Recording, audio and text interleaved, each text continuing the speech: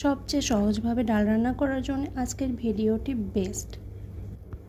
প্রথমেই আমরা ডালের জন্য ফোড়ন তৈরি করে নেব। এর জন্য গরম তেলের মধ্যে দিয়ে দিচ্ছি পেঁয়াজ কুচি, শুকনো মরিচ আর তেজপাতা।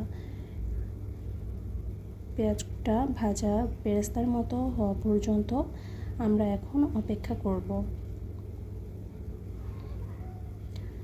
আগেই যদি এই বেরেস্তাটা ভেজে নেওয়া হয় তাহলে পরবর্তীতে আর ফোড়ন দেওয়ার প্রয়োজন হয় না।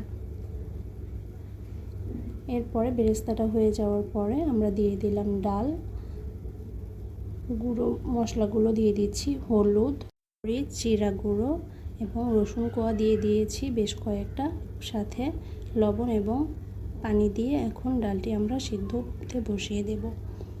এই একবারেই যখন আপনি এটি সব দিয়ে দিবেন তখন আপনার একবারেই ডালটি রান্না হয়ে যাবে এবং এটি সবচাইতে সহজ এবং সবচাইতে ইজি রেসিপি বলে আমার মনে হয়। আমাদের বেশিরভাগ সময় ডাল রান্না করতে আলসেমি লাগে, আবার অনেকেই আছে ডাল ছাড়া ভাত খেতে পারে না। তো প্রতিদিন ডাল রান্না করা সত্যি একটি ঝামেলার বিষয়। তাই সবচাইতে সহজভাবে যদি এভাবে ডাল রান্না করা যায় তাহলে খেতেও খুব সুস্বাদু হবে এবং ঝামেলা এড়ানো যাবে।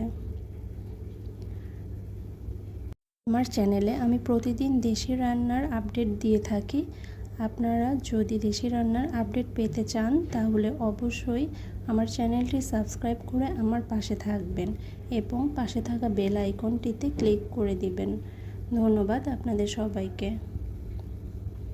চ্যানেলটি একেবারেই নতুন হওয়াতে সাবস্ক্রাইবার সংখ্যা খুবই কম। এই সময় যদি আমি আপনাদেরকে পাশে পাই তাহলে আমার অনেক ভালো লাগবে।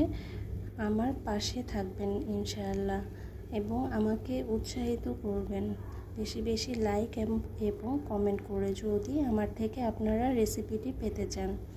ধন্যবাদ।